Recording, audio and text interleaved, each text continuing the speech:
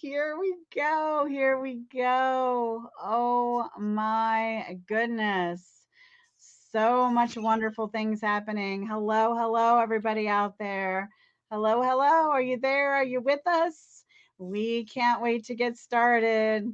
I know my guest is excited to get started today. We are going to talk about some good stuff. Hello, hello, hello out there, everybody.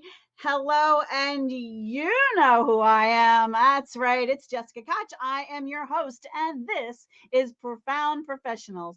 It is the interview series that has been coming to you for 9 years now. That's right. I like to remind you because can you believe it? I can barely. 1,000 guests from all over the world that help improve your personal life or grow your business. Just you wait.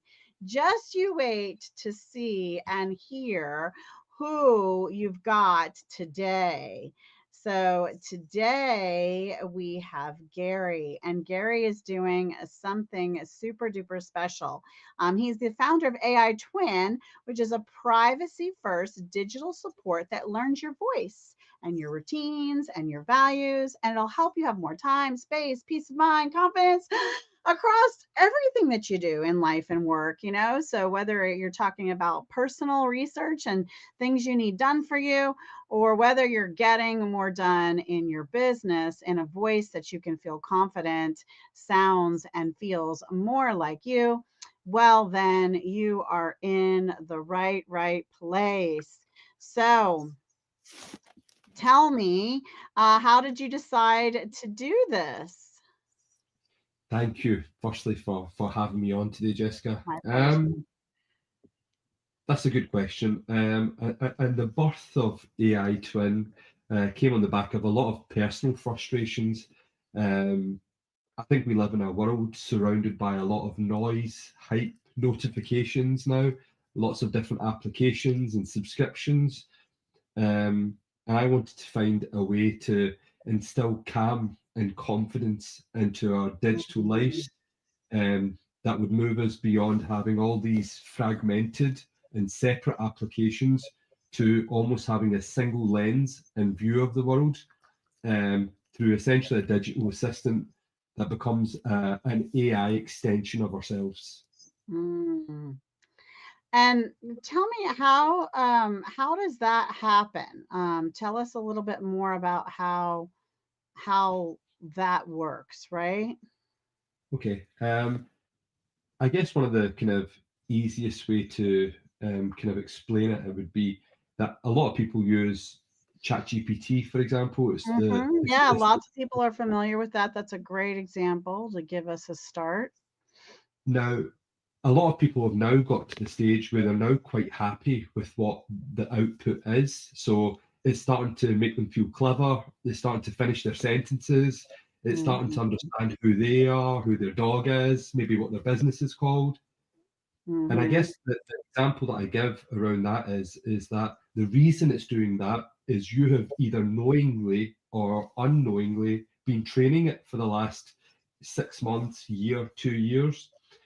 Um, and I guess a way to think about it is if you were to wind back the first time you used ChatGPT, mhm, rather than go straight in and ask it for an email or a blog or a proposal, had you started your journey by saying, ChatGPT, my name's Gary, this is the business that I operate in, this is the area within which I work, these are the types of customers I go after, this is what I've used in the past as maybe a marketing strategy or a sales strategy that's worked, this is what didn't work, this is who my team is, this is what they do well and not so well.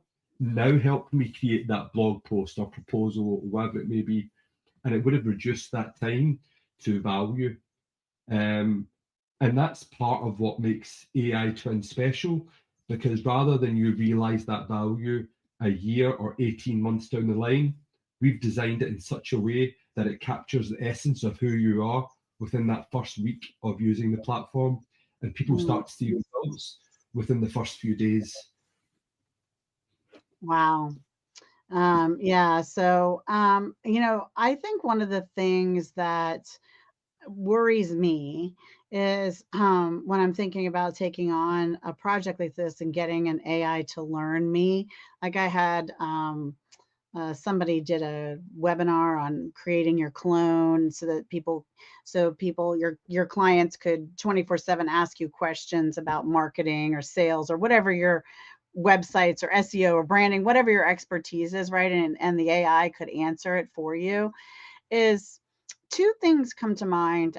One, I have a really difficult time, like especially one of the I think flaws in ChatGPT and even in creating custom GPTs is the limitation on how much information you can upload to them. And then the other hesitation for me too is how easy is it to do that, right? How easy is it to feed and take the time to get the system to learn me? Can you talk a little bit about that? Absolutely. It's a valid concern. And then to kind of add to that further, there's general concerns around the kind of privacy, the guardrails, and the framework within which you operate. We work with a very privacy and security first mindset. So, unlike a lot of the applications out there, we let you opt in and opt out of any of the data that's shared within our application.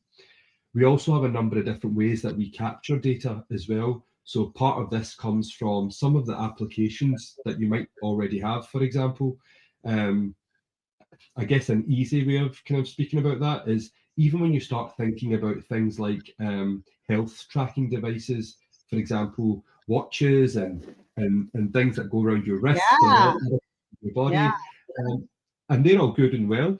However, a lot of the time, one, people either don't use it properly, or if they do use it, they only use a very small part of it, meaning they've captured all this normally very meaningful data and it's going nowhere. They've not done anything with it, there's no plan for it. It's just something that they use to track every now and again.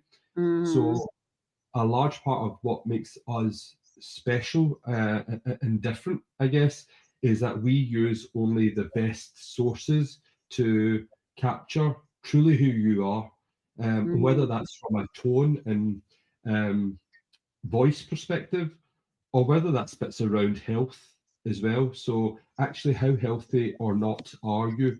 Um, and then we can Yeah, use I that think data. I've been hesitant to do so there's a couple things I've been hesitant. I didn't mean to interrupt you, but I'm thinking about what you're talking about, and I don't want my personal health information, how well I'm sleeping or what my heart rate is or what any of that is. I don't want that out in the world. That's really private. And I don't understand the safety mechanisms or how to know what to trust. The other thing from a creativity standpoint is I have a very unique story and I want little support around writing my book, but I don't want AI to write my book, but I want to hold the copyright and the trademark to my book and I do not want it shared anywhere with anyone. And so I haven't used AI to do any of that yet because I want something that's self-contained, that I own, that I know no one can ever see, and I have a guarantee that isn't going to be shared. And I haven't found that level of comfort yet. And so I'd love for you to talk about that. Absolutely, it's a valid concern, and just to kind of give you a bit of reassurance there, Jessica, a lot of people are in the same boat with it. They don't know how far to trust it. They don't want to share certain bits of information. So the very first version of AI Twin wasn't actually built within ChatGPT for some of those reasons that you mentioned. It was actually built within Microsoft Copilot. And one of the big things that set Microsoft Copilot apart from the likes of public LLMs like ChatGPT is that it's grounded within your data with a security first mindset. Now, probably an easy example for that to capture the idea, I guess, is if you use Outlook within your organization, then if I was your employee, Jessica, you would send emails to me and I would send emails back. No one out with that tenant could view those emails. So we would have trust that we're operating within the kind of refines of that kind of tenant. And that is part of the foundational technology that makes things like Copilot the right next step for businesses when they're looking to deploy AI, because it Mhm. does give you that guarantee and trust that your information is not going anywhere. So you can upload a list of your customers, you can upload your ideas, the good, the bad, the ugly, and you don't need to be afraid of it going into that wider world. And although ChatGPT is now starting to implement some of those security features, it's not where Copilot is today, and that's that it's that very type of technology that helps keep AI data safe and secure. And is that something you get when you're working with the AI twin? Yes, you do. So it's very much built with that in mind.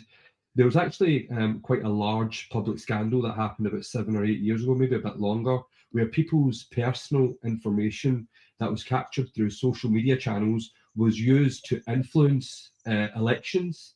So that data was then sold and aggregated. And part of that problem stems from the fact that for too long now, a lot of software companies have been able to get away with capturing individual information and then selling that off to advertisers or marketing companies or whatever it may be. We very much build with the opposite in mind, that simply there's a very hard line there, that any data shared within AI Twin would be shared there, but you would also get the option to delete it at any point. And there would be a full audit log for where that information is and when it's been removed. So you have that confidence. So we don't do lengthy privacy statements. We have a very clear audit log that lets you see that you shared this and now it's been, for example, deleted from the system, meaning it's not going anywhere. Well, that's really good. Okay, so if someone comes to you and says, okay, this AI twin thing sounds good, I'm not exactly sure how I'm going to use it or how to start or what to do, how do you help clients? What's the next step, Gary? So one of the things that we like to do, and this is where, again, a lot of businesses struggle with ChatGPT, is that they use it like a bit of a vending machine. So they go to it for something and they ask for something in return, which is all good and well, but it only helps them then tick off certain tasks or projects and not necessarily the ones that add most value or that's the most important to them. So we spend quite a bit of our time at the start capturing actually what's important to you. So if we think about it from a business lens, it might be that proposals might be actually what you need to work on, or actually hit pricing strategies. For example, there might be similar businesses across the world and you're not capturing how you benchmark against them. And then when you look at the personal side of things, maybe the thing that you need the most help with is the fear of turning up at a car garage and not knowing how much you're going to be charged for your annual car service or whatever it may be. So we spend that time in truly understanding those individual needs, and then we work to deliver against those needs within those first couple of days. So we know quickly people are getting the value that they need. Now, that's really valuable because I say the only challenge really, I mean, there's a couple of, I guess, people have apprehensions and things like that with AI, but really to me, and we talked about AI being the Wild West right now. And, my standard disclaimer is we're not giving you financial, legal, or medical advice. AI is going to have rules and laws and all kinds of things. It's the Wild West right now. So you're grown up. You have to take care of whether you're watching this video today or 5 years from now. Make sure you check out what the local laws and rules are around how you use AI. But that being said, I love that you're meeting with them and helping them figure out what's the most important thing to get off of your plate with this AI tool, because it's our imagination that is our limitation. It really is. There's so much AI can do that we just can't even imagine how it can affect our lives and change our lives. That's truly it. Our imagination is our limitation, and what AI will do for us as an individual, as a society, as a world, in the kind of legacy we lead and the things we can accomplish in a lifetime versus what we could prior to it really being in the forefront of the conversation. Because the truth of the matter is, it's been here for what, 50 years or longer. AI has been working in some capacity for quite a while. It's just now a dinner conversation at the table of families now. Indeed. And one of the things you mentioned there around it being the Wild West, it really is. And you're seeing people use it in all sorts of ways. And there's not normally clear policies or guardrails in place. Mm-hmm. And we make a conscious effort to call them out when Mm-hmm. people use our platform. So, for example, one of the things that we can give and people can get on Google and ChatGPT is forms of medical guidance, but we call it out. We are not a doctor, and if you're ill, this might help you discover what it might be. But now take this information together with your medical history and go and see the doctor. And Mm-hmm. then you're truly making the doctor do real doctor work rather than the doctor sit and give you something from ChatGPT or Google. And this is no dig at the profession, because a lot of the time that's normally because of resources and having to see a large number of patients within a small period of time. However, we can't shy away from the fact that that happens in many countries, and that's simply not acceptable in my eyes. So there is Mm-hmm. this Wild West, and we try to bring bring the right users in and have the right guardrails in place so it doesn't remain the Wild West. Yeah, so you're trying to assign at least a bit of a sheriff in town, a bit of a sheriff to help regulate things. Now, is this a monthly platform? Is this? It sounds like there's some coaching involved or onboarding. Like, what's happening here if I reach out to you and go to your website or call you or book an appointment with you? What's the next step? Like, how do they get to you and what's next? So we've got the first iterations of it built, and it's done through a basic data capture. I'm actually helping on board personally our first. I've got a number in mind in terms of number of users that I want to personally do, and that's really to have that approach, exactly as you said, that people understand what it can do. They also understand the guardrails within which they want to operate. And Mhm. also, Jessica, is that I'm intrigued. So although I know what I built, I'm intrigued by how it will be used, because a lot of the time you have an idea in mind, but that's just not the way technology's ever worked. Is normally what happens is that the public decide how it will be used.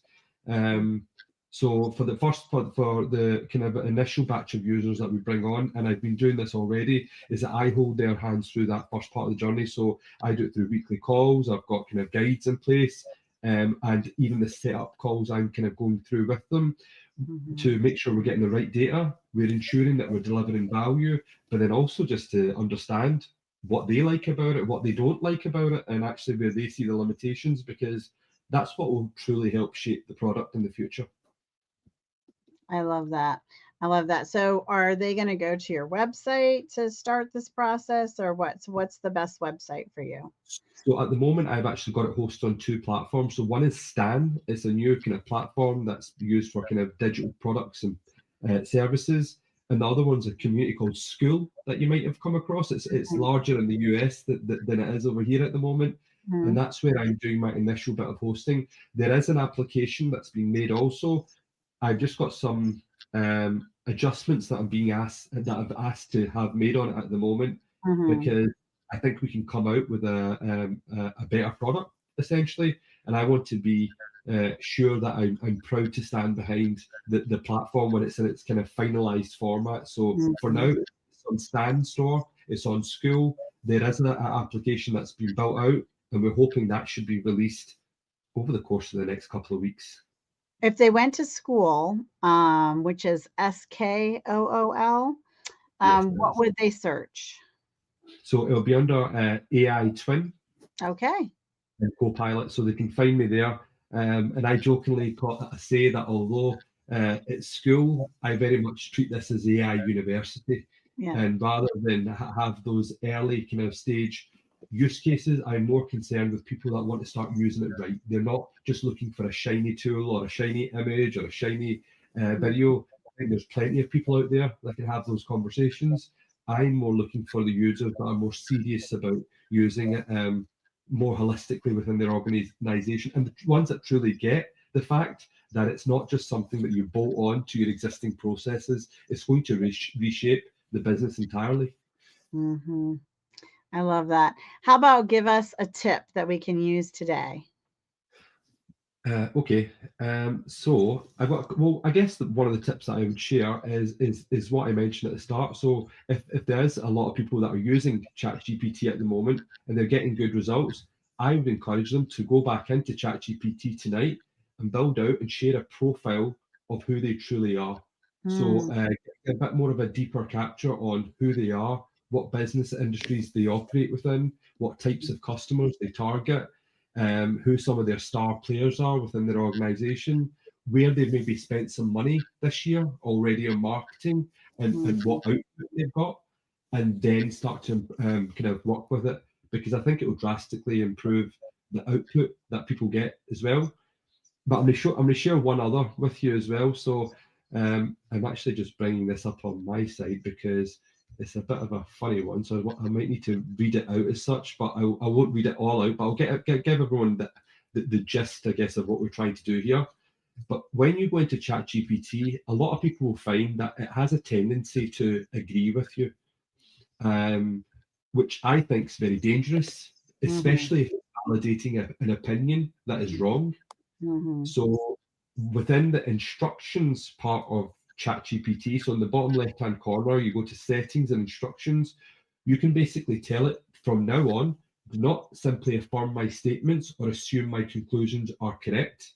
Your goal is to be an intellectual sparring partner, not just an agreeable assistant. Every mhm, time I present an idea, do the following: analyze my assumptions. What am I taking for granted that might not be true?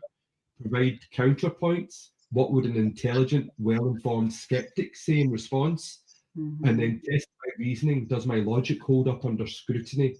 Your role is not to argue, but it's to push me towards greater clarity, accuracy, and intellectual honesty. And that's a bit of a mouthful, and there's actually a lot more. But hopefully, people will get the idea of what we're saying there. We're basically saying to it, your job is not just to nod along; it's to truly challenge us to think better. Yeah, and just remembering to do simple things too, like when I talk to it, I say, think about and go back through all the chats we've ever had before and give me a comment or a statement that is going to help me promote this based on that, right? And it's really a different response than if I just say, give me some content or media on this subject. If I tell it to then also take in account every conversation I've ever had with it, it does think differently. About how it responds. So it is fascinating because I have been using it for a long time. And although I haven't programmed it exactly the way you said, I have been telling it to remember our conversations, remember what you know about me, and things like that. I say things like that to it. Do you know what? I would encourage you to try Copilot. And the example that I always give for this, and this may or may not be applicable with you, Jessica, but I certainly think it will be with a lot of the listeners.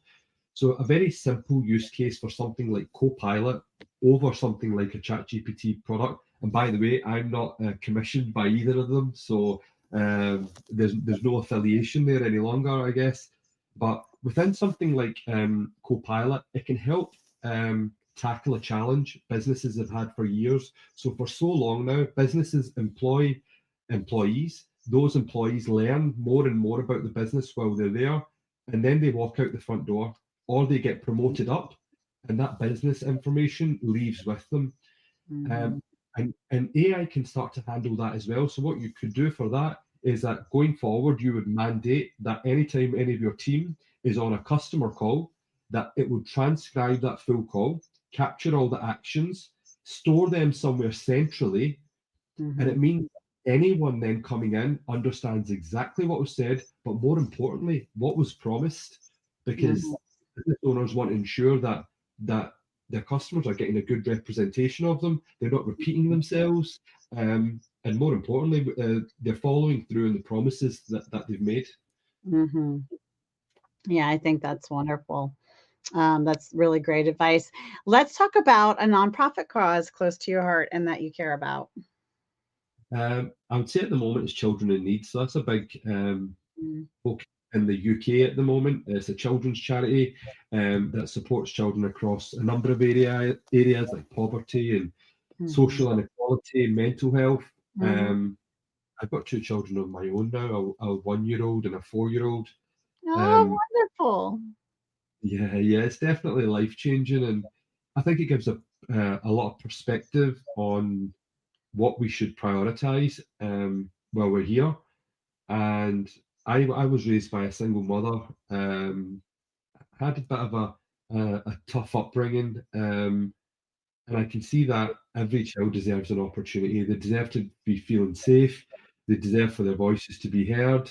They deserve the support when it's needed. Mhm. So it's really nice to see charities like this I love get the attention that they do. So children in need at the moment, that would be that's mine. a good charity. I love that you're sharing that. And, you know, that's a fascinating thing to think about, right? Because your AI twin can do things like research the best priced diaper or the most nutritious baby food or the best snacks to pack for a toddler or the highest learning toys and tools to get for your children for whatever gifting. And, there's just like so many things that you don't have to work that hard to think about anymore, but you can still provide the best. Yeah. Spot it's something else that again it's a bit of a personal example, but only about 5 or 6 months ago we found out my youngest was intolerant to kind of dairy. Mm, So it acts as a bit of a reminder for those situations as well when you go to certain places, because I've been guilty of still giving him something maybe he shouldn't have because I didn't understand the ingredients the way I should have.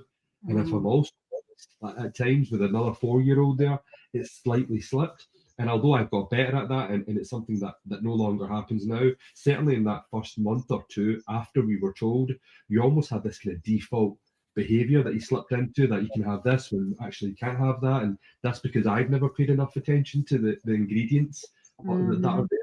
So I think there's really meaningful examples as well within which something like AI Twin can help. Well, yeah, because it can give you menu suggestions and if you're going to a certain restaurant, you're going there, you can ask for the best menu choices for that child. And, like there's so many things that you can do to have it help you prepare. And it can even find really wonderful, tasting alternatives for like ice cream and things like that, and the best places to buy them. And, it can do all that work for you. You just have to ask, right? I love the ask and you shall receive, from my favorite book of all time, ask and you shall receive, knock and the door's open. That is what AI gives us. And I love, love, love that. Speaking of books, how about a book that inspired your personal life or helped you grow your business?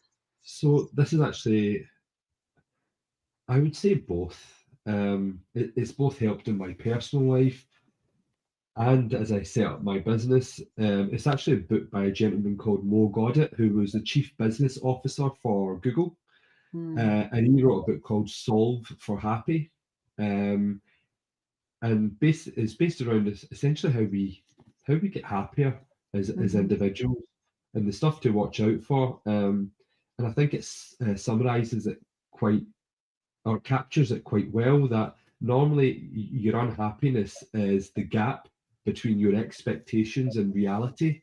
mhm. Um, and that's something that I continue to work on every day. Like that's just something that's inbuilt to me that we have certain levels of expectations on how things should work out or could work out. And when Mhm, they don't, it becomes a gap there, and that gap causes unhappiness. So I read it. I've actually still got maybe a page or two or a few more just to read. So I'm right at the end of it. I've shared it out because the rest of the book was that good that I had to get others to read it. But mhm. I'm still trying to apply all the practices from it. Yeah. Sometimes it takes going back through a book 2 and 3 and 4 times to little section at a time and apply what you learn when something's really good. And really, there's so many books out there that can be life transforming, but they can only transform your life if you put them into action. And so that first read or that first audio listen usually is just the beginning of a journey in a book. In my opinion, you've got to then go through and begin to take action on the different sections and solutions that they're giving to you, especially ones that are for like self-help and improving your life or growing your business. Those kinds of books really usually have action steps you can take for what's next, right? To make this happen.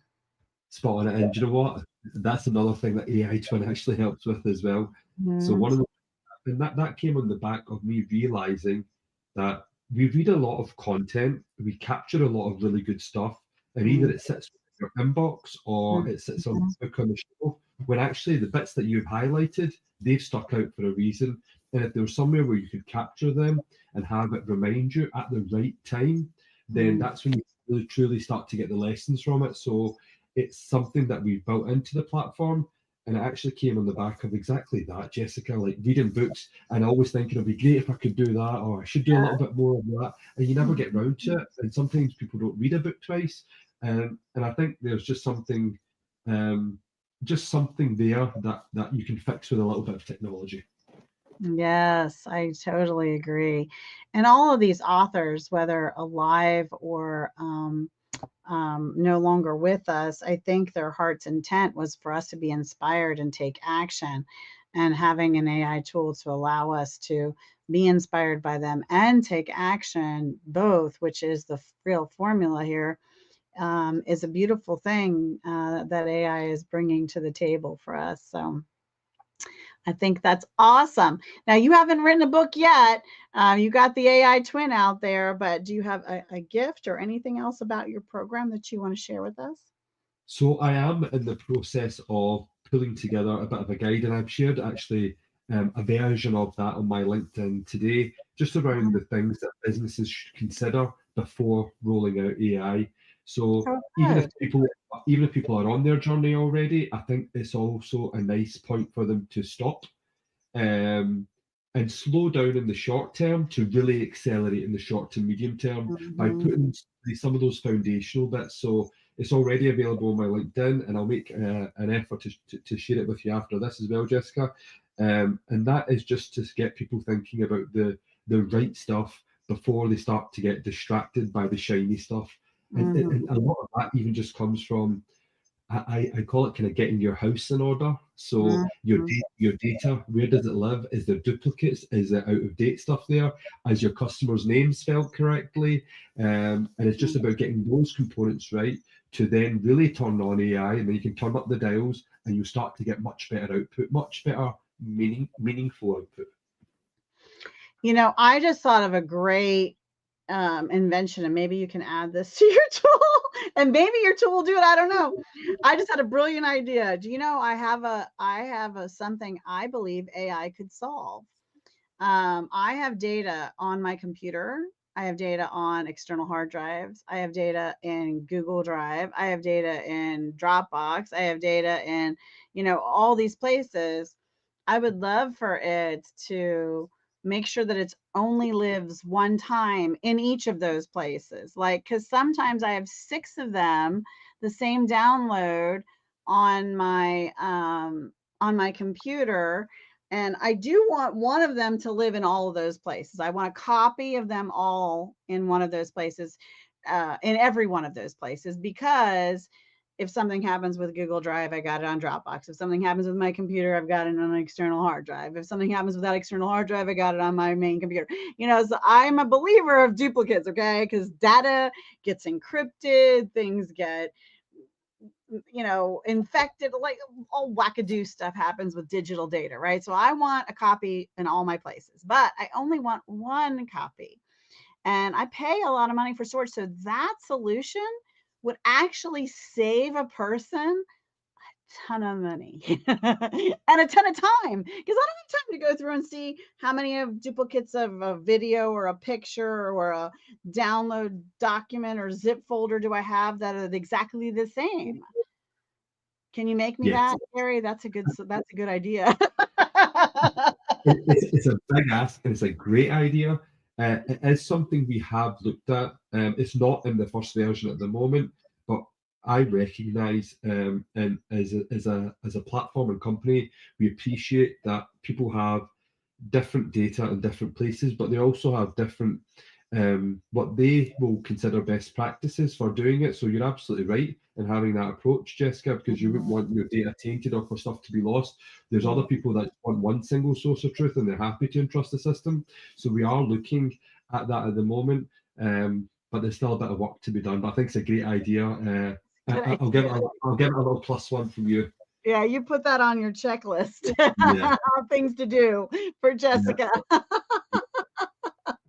I love that. It has been so much fun to have you on the show today, Gary. I hope you've had a good time and that you've enjoyed it. Before we roll off to the final thought and we start to close things out, I would like to know, are you using AI Twin right now? And what are like the top three things that it saved you time and money for in your life? So I am using it at the moment. And the use cases, so I've been using it for probably about 6 months now, Mhm. as I build it out and add stuff to it and Mhm. improve stuff. And I can't tell you the number of different things it's helped me with. It's helped me remember my pet um, medication that's on. So you've got a different medication that I need to take, and I always forget which one it is and when I have to get it. It's helped me act as a bit of a reminder tool as well. It's Mhm. allowed me to cook meals exactly like you mentioned earlier, in line with my nutrition plans and knowing what's in the fridge. So Mhm. it amalgamated those informations and given me something meaningful. I've used it to prepare for doctor's visits as well, Yeah. without getting it to act like the doctor, being respectful that a doctor is a doctor. I've actually just went in more prepared, and Mhm. probably just personally, it's helped me with mental health as well. Mhm. Um, because at times a lot of I think we don't give enough focus to, for me, something that's so important. And a lot of the times I realized that I knew what I was feeling, but I struggled to articulate it. Mhm. And actually using it as that sparring partner, like I mentioned, that intellectual sparring partner that gets you to a degree of honesty, it's helped me then put into words quite often what I'm feeling. That then enables me to do something about it. Because if it's just mess in your head alongside everything else and you can't explain it, I believe quite often you struggle to do anything about it. Mhm. Um, so the use cases have been expansive and they're growing every day. But I don't think there's a single part of your life it can't help improve. Well, and that kind of thing, I love that you're building this thing that's closed and private. Like the doors are closed and no one else can see this because you wouldn't want to work through those feelings and have that be made public. You would want to make sure that if you're working through, a memory or a trauma or just where you're feeling right at this moment, um, you would want to be able to do that in a safe space. And so I guess you provide when someone works with you the parameters of how you're protecting the information, how you're keeping it safe, and all of that jazz. And I think that's great. And so, is it good for someone who wants to write a book like me, who doesn't want anyone to ever see the copyright or see, like I don't want anyone to, to take my story is special to me, and I don't want anyone to take it, but I also want it to be able to reach out and do historical research. Like I want the AI tool to be able to go and look up documentaries for me and tell me what was happening in history at this time and tell me about what was the immigrant process when they came over on the boat, because some of that's part of my novel series that I'm writing, and I want to know, and I want some accuracy on that and some sources and things to look at and read and watch and whatever. So is your tool set up for an author who wants to do something like that? Absolutely, it can. And that's Mm. excellent. simple because you're giving it your tone of voice, you're giving it your memories and thoughts, and you're pointing it in the direction of those things that influence you. And another kind of click down example of that, where I can go back to historical information and bring up what's meaningful, is that I've identified a couple of things where it can help with even things like dementia or short term Mm. memory loss. Oh, wow. By acting as that assistant that truly helps you remember the important things at the times that matter to people. I've been really mindful and conscious of those things. So I've spent a lot of time looking into it, building out those components. And it's why I'm not rushing it to market, because Mm. I can, like with this type of technology, you can build an application in an hour or two and ship it out. But my kind of view on this is very long term and not short term. That I truly believe it can not just capture those memories from the past, but it can help reveal or bring to light the right ones at the right times. And that can Mm. absolutely help with something like a book as well. And here's a quite a cool thing. So the way I'm planning on building this final version, and there's still a few updates to do before it can truly do this, but this is the vision, is that when you get to a certain stage in life, is that you can get it to write your life story for you in Oh, your voice. wow. That's very cool. And there's just something in that. Again, in my head, it sounds like a great idea, and as we build it, it sounds quite exciting, but only the public will truly decide what it Yeah. means to them. Yeah, that's really cool. Well, thank you so much again for being on the show. And if you're out there thinking, well, wait, I've invented a new software technology, I've written a book, I'm inspiring people out there. Well, you should come get on Profound Professionals. We'd love to feature you as one of our guests. We have over 1,000 guests we have promoted and featured globally. I'm very proud of that. And you could um, be one of those many that we feature here. So reach out to us and our team, and we'll talk to you about getting on the show. But before we say goodbye, Gary, would you share with us a final thought as we go today? Yeah, I have a final thought. So, and this is something I've been thinking more and more about recently. So, quite often when we speak about AI, it's seen as this kind of big, bad, scary bit of technology that will um, change the world forever. And quite often it's viewed in a negative lens.